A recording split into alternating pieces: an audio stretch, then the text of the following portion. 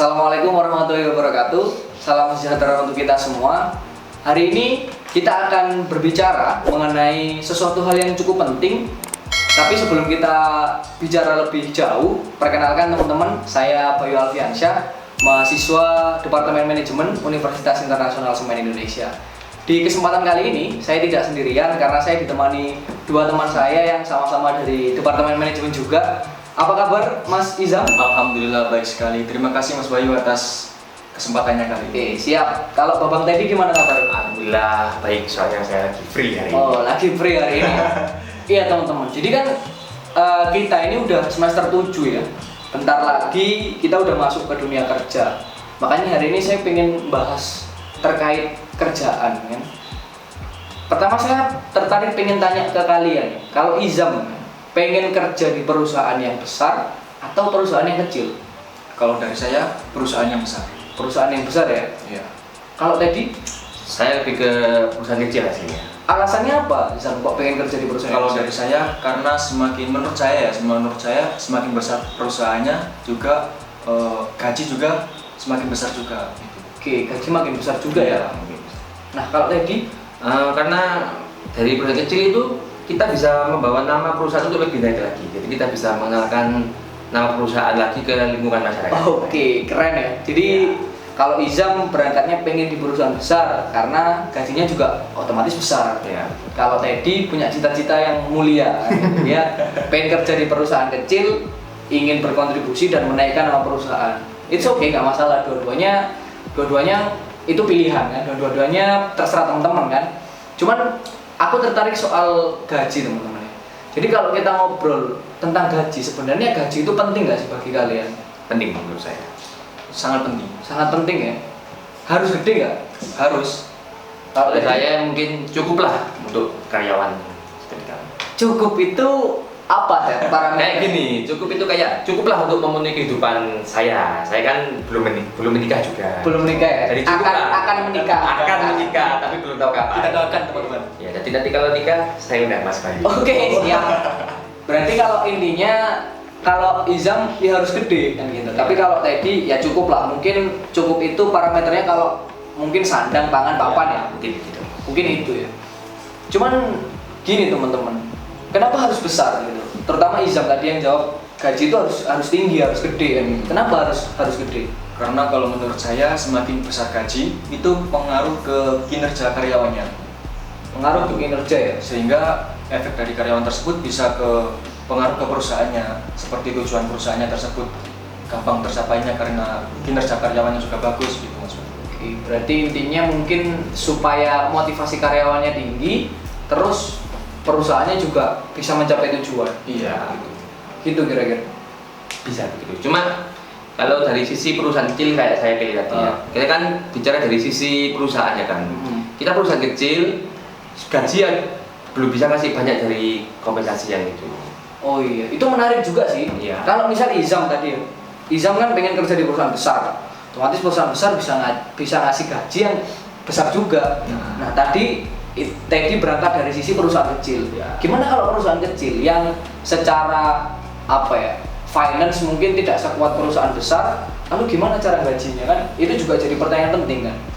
Tapi kalau aku gini sih, aku memang aku sepakat gitu ya. Kadang-kadang memang gaji itu memang harus tinggi, tapi nggak melulu gitu. Jadi nggak mutlak harus besar. Kadang-kadang memang kalau kita berangkat dari perusahaan kecil ya harus disesuaikan. Gitu.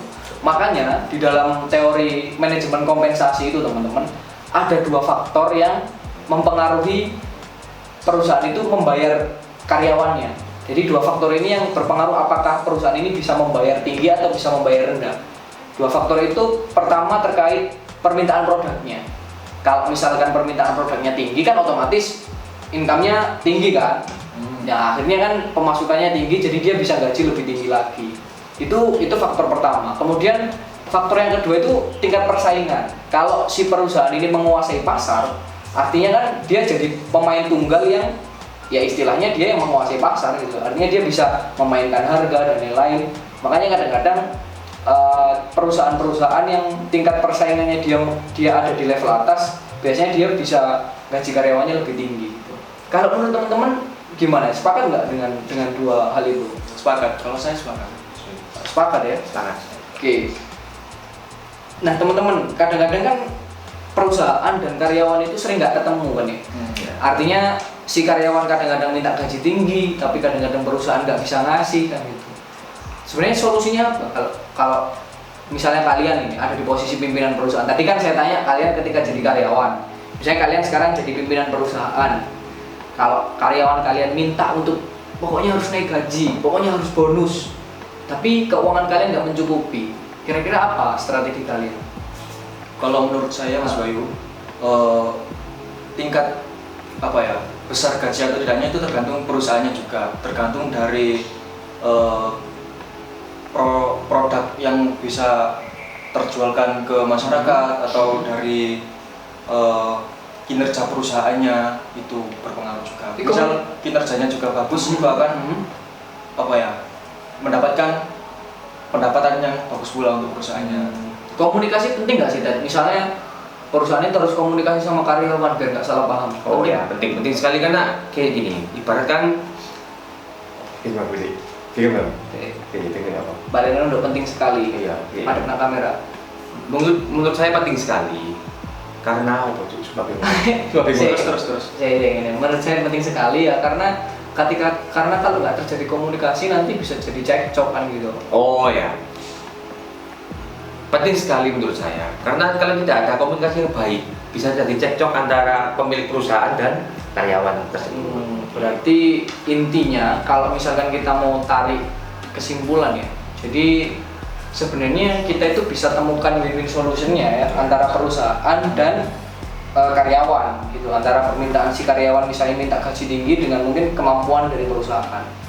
Oh gitu. Jadi itu sebenarnya menarik teman-teman. Hari ini aku bawa jurnal kan. Jurnal ini tuh dari Taiwan ya. Dia dari Taiwan. Dia membahas mengenai UMKM seperti yang dikhawatirkan Teddy tadi kan. Teddy tadi kan bilang kalau perusahaan kecil gimana cara gajinya. Nah, ini dia punya metode yang bagus. Jadi di Taiwan ini UMKM ini dia menggaji karyawannya itu berdasarkan istilahnya upah keterampilan. Loh, pernah dengar nggak upah keterampilan? Kayak semacam keterampilannya dia ketika bisa lebih dari yang sebelumnya itu digaji lebih tinggi gitu. Kalian ada contoh nggak? Mojokerto ada UMKM apa? Jadi saya pernah dengar sih Mojokerto ada UMKM yang bikin sebuah miniatur kapal pinisi dari kayu itu. Oke. Jadi begini, jadi gaji dari karyawan itu ditentukan dari seberapa dia kreatif untuk membuat kapal itu. Jadi misalkan model kita ambil contoh bulan, berarti kayak gini. Jadi bulan depan modelnya kayak gini berubah lagi. Jadi kan kayak dia sudah lebih kreatif, jadi kita bisa menambahkan gaji dari situ. Ya berarti cocok ya sama jurnal tadi. Ketika di jurnal tadi dikatakan bahwa upah berdasarkan keterampilan, kayak contohnya di Mojokerto kapal apa tadi? Kapal pinisi ya. Miniatur kayu. Kapal pinisi miniatur kayu. Ketika si karyawan itu misalnya bulan depan bisa memproduksi kapal yang lebih unik, lebih bagus, itu berarti upahnya bisa ditambah ya. Ditambah lagi upahnya. Kalau gitu menurutku sih fair gitu. Menurutku fair karena perusahaan kecil supaya dia bisa dapat income tambahan juga, maka karyawannya juga harus kreatif juga. Betul gitu ya berarti. Betul sekali. Kalau menurut Izam, kalau dari jurnal yang saya baca, ini jurnal dari salah satu perusahaan manufaktur di Cina. Di sini menjelaskan kalau ini tentang KPI ya. KPI ditentukan perusahaan tersebut waktu di awal-awal. Jadi ini ada. Bentar. Berarti kalau tadi aku ngomong untuk memberikan kompensasi itu berdasarkan keterampilan. Berarti kalau yang dibicarakan Izam itu berdasarkan KPI ya berarti. Iya, berdasarkan KPI. KPI itu apa? Key for Performance. Key performance. Hilang. Key performance indikator. Aku ulang tak.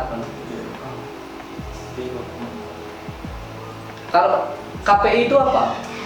KPI adalah Key Performance Indicator. Key performance indikator. Iya. Jadi kalau bahasa Indonesia mungkin indikator keberhasilan gitu ya. Iya, betul. Nah kalau di perusahaan Cina itu apa indikator keberhasilan? Di perusahaan manufaktur tersebut ini ada dua yang mempengaruhi Mas Bayu. Yang pertama ada kepuasan pelanggan, yang kedua ada ketepatan pengiriman. Jadi misal karyawan tersebut salah satu contoh bisa mengirimkan tepat waktu, itu sudah bisa dikatakan kinerjanya sudah bagus.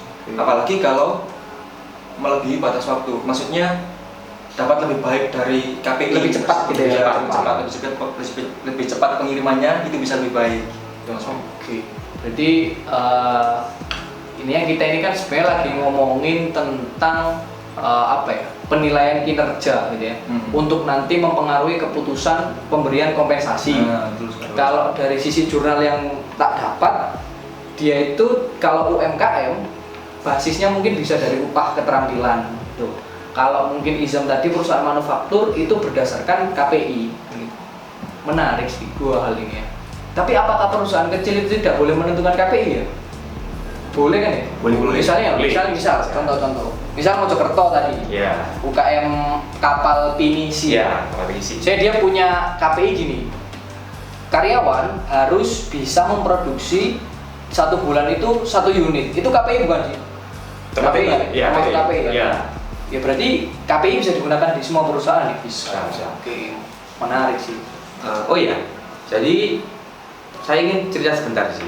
Jadi ada salah satu bab di manajemen kompensasi itu bicara tentang pay for performance. Oh, pay for performance. Pay for performance. Pak Mirza bukan sih itu dosennya? Ya, Oh, iya. Pak Mirza. Saya kira dosen kita beda kan? Enggak sama, kita kan sama dosennya. Oh, iya, sama ya. Jadi begini, menurut kalian kayak gimana pay for performance itu? Kalau aku sih tadi ya, kalau pay for performance itu sebenarnya kan ya sama seperti yang sudah kita bahas sejak awal tadi, mengukur berdasarkan performa dari karyawannya. Ya. Cuman performa itu kan diukur dari ya banyak hal kan gitu. Itu tadi kan berarti tiap perusahaan itu punya kriterianya masing-masing. Ya. Gitu. Supaya apa sih, kenapa kok harus ditentukan berdasarkan performa? Ya itu tadi win-win solution. Supaya nggak karyawannya aja terus yang minta gajinya tinggi tapi perusahaannya bangkrut, kan nggak mungkin kan? Ya. Gitu. Secara logika kan dua-duanya harus sama-sama dapat. Karena prinsipnya kan prinsip bisnis.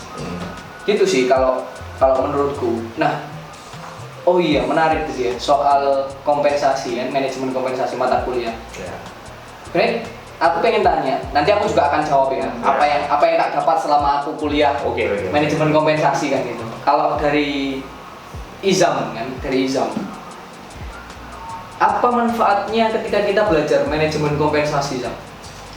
Kalau menurut saya sangat bagus sekali, Mas Bayu. Karena ini akan ilmu ini akan kita dapatkan dan akan kita terapkan pada saat kita bekerja nanti.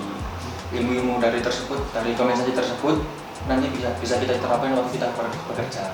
Di intinya buat bekal nanti kita kerja. Gitu. Kalau menurut mungkin menurut saya kayak jadi SDM kan ibaratnya itu pengalir di hidup kita. Jadi kita karena itu ketemu dengan sumber daya manusia kan. Oke. Jadi begini. Ya, mengalir gitu ya. Mengalir gitu. Kita kan tidak bisa lepas dari namanya sumber daya manusia kan ya.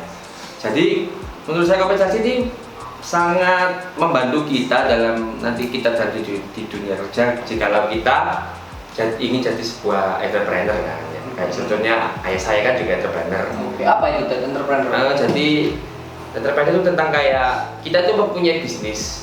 Ada sebuah pepatah mengatakan, Bos Dino pernah mengatakan begini, sebesar-besarnya jabatanmu, kamu tetap karyawan. Sekecil-kecilnya usahamu, kamu adalah bosnya. Oke. Ya, gitu. Itu adalah definisi entrepreneur versi Teddy, adopsi dari Bos Dino. Ya. Kalau aku sih gini ya, karena mungkin aku aktif di organisasi ya, dan aku juga anti terhadap sesuatu yang eksploitasi. Ketika aku belajar kompensasi itu aku belajar tentang sebuah kebijakan yang bijak, tidak hanya adil tapi bijaksana.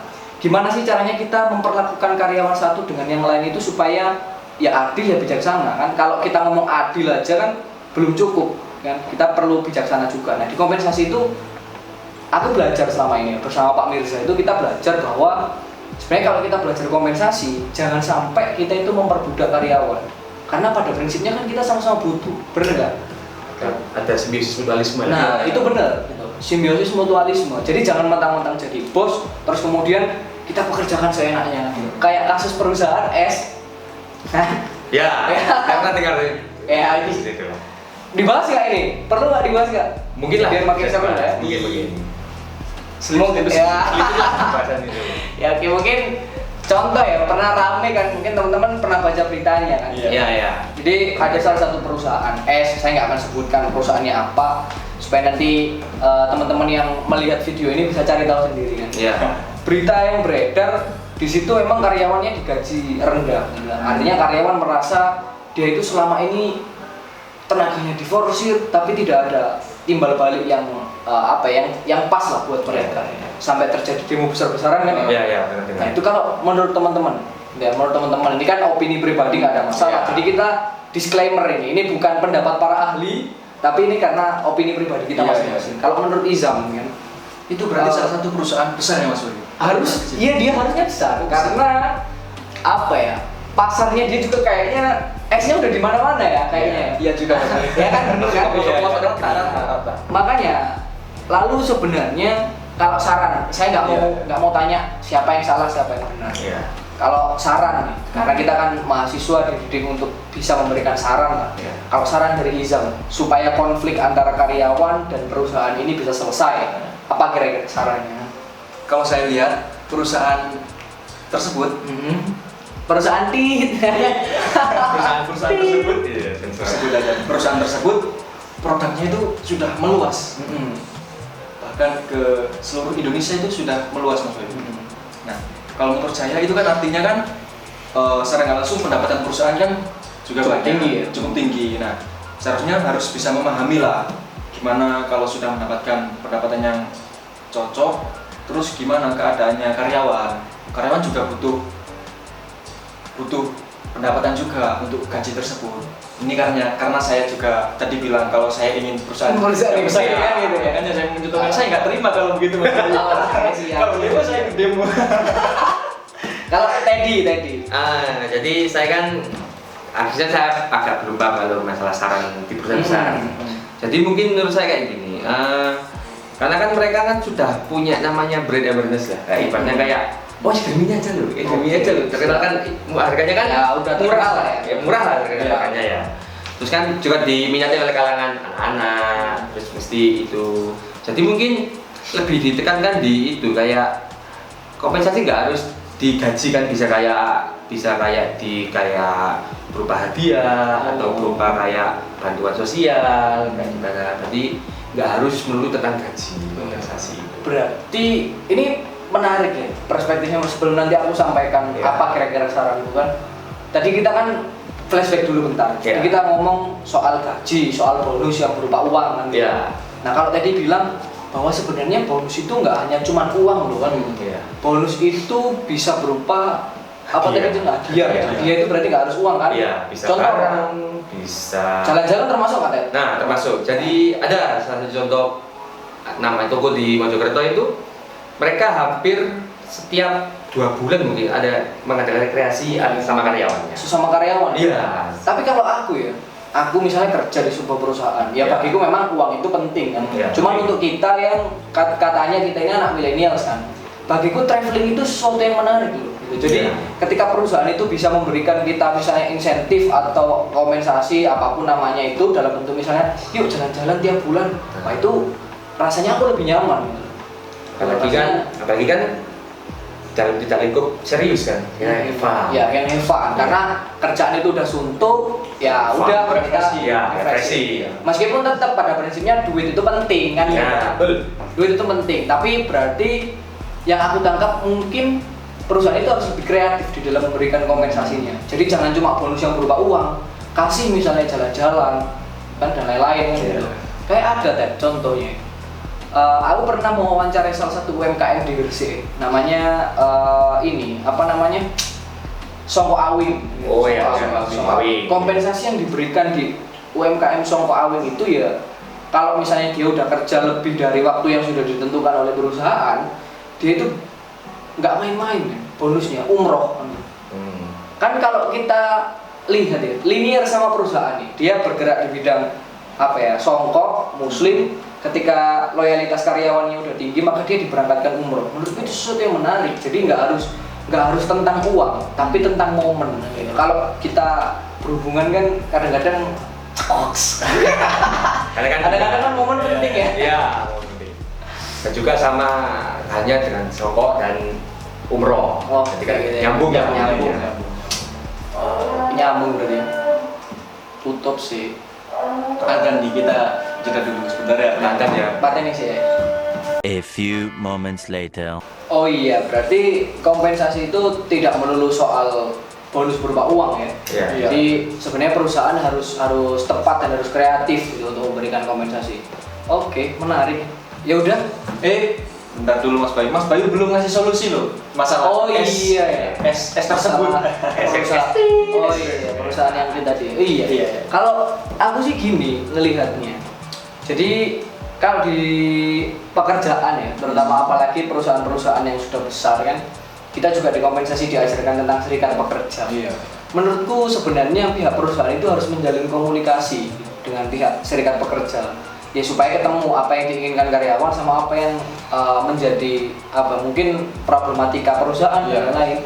Nah, serikat pekerja itu bisa dimanfaatkan. Dia kan sebenarnya fasilitator antara karyawan dengan perusahaan. Jadi harus ada proses komunikasi lah gitu. Mungkin ada tambahan lagi teman-teman? Mungkin ada cerita soal komunikasi dengan itu tadi. Oke, lanjut. Gini, saya pernah berdiskusi dengan Pak Mirza. Oke, Waktu di kelas dulu. Oh iya. Nah, itu gini, ada sebuah perusahaan di luar negeri. Itu kompensasi atau gaji yang diberikan kepada karyawan itu secara buka-bukaan. Jadi misal kita bertiga dalam satu perusahaan ya. Gaji saya dibuka, gaji kamu dibuka, gaji Mas Bayu juga dibuka. Nah, itu ada dua kemungkinan dari pembuka-bukaan tadi. Bisa jadi untuk biar kinerja karyawannya yang gajinya sekiranya rendah itu bisa termotivasi dari yang gajinya tinggi. Ini kinerjanya ngapain sih kok bisa mencapai, bisa jadi ini ya, berarti bisa jadi role model supaya dia mau. Nah, itu bisa jadi contoh. Terus bisa jadi juga kemungkinan terburuknya ada yang komplain. Kenapa gaji saya kok nggak sama dengan dia? Tapi menurutku komplain nggak masalah sih. Itu sebenarnya itikat bagus dari perusahaan ya. Iya. Karena dia udah mau transparansi, meskipun nggak semua perusahaan berani melakukan itu. Ya itu sesuatu hal yang bagus kalau menurutku. Misalnya kalau terjadi komplain, ini tinggal dijelaskan kan, dokumennya jelas. Iya juga sih. Iya, kemungkinan besar meskipun terjadi sebuah komplain, ya perusahaan bisa menjelaskan karena dokumennya juga jelas. Menarik nih, mungkin nanti bisa kita contoh ya ketika mungkin ya suatu saat semoga kita punya perusahaan sendiri kan, masing-masing kan, amin kan, punya perusahaan, dan nanti mungkin kita bisa contoh beberapa metode kompensasi dan beberapa istilahnya study case yang tadi kita bahas mengenai manajemen kompensasi. Ya apapun itu masalahnya, semoga semoga permasalahan Anda cepat selesai ya. Semoga karyawan juga sejahtera, perusahaan juga sejahtera gitu. Oke, tutup pembahasannya soal perusahaan S. Balik lagi soal kompensasi kan. Jadi setelah kita berbincang panjang lebar, sebenarnya aku ada pada kesimpulan ternyata memang belajar manajemen kompensasi itu penting ya, ternyata Penting sekali. jadi penting ya. Jadi itu salah satu bekal karena kita ini katanya dididik untuk jadi entrepreneur kan gitu. Makanya kita juga harus paham itu, dan sebagai seorang karyawan juga harusnya belajar tentang kompensasi. Jadi nggak cuma bos yang belajar kan. Meskipun nanti misal katakanlah kita jadi karyawan, kalau kita paham tentang kompensasi ya mungkin kita bisa lebih bijak menyikapi. Ya mungkin intinya itu teman-teman dari apa yang kemudian menjadi perbincangan kita dari mulai awal tadi sampai dengan sekarang, bahwa sebenarnya belajar manajemen kompensasi itu juga penting. Penting untuk siapa? Tidak hanya untuk bos, tapi juga untuk karyawan juga gitu. Karena supaya ketemu win-win solutionnya. Mungkin itu teman-teman ya. Terima kasih Izam, terima kasih Teddy. Terima kasih. Sama-sama. Terima kasih atas obrolan santai kita hari ini. Ya mungkin secara pembahasan tidak seberat pakar ya, tapi paling tidak ini semoga menjadi manfaat bagi teman-teman yang melihat video ini, dan juga nanti semoga ini juga bisa jadi bahan evaluasi buat kami bertiga. Oke, terima kasih dari kami teman-teman. Jangan lupa subscribe dan like video kami supaya ketika nanti kami bikin konten lagi kami jadi lebih semangat. Oke, siap. Terima kasih teman-teman. Assalamualaikum warahmatullahi wabarakatuh. Waalaikumsalam warahmatullahi wabarakatuh.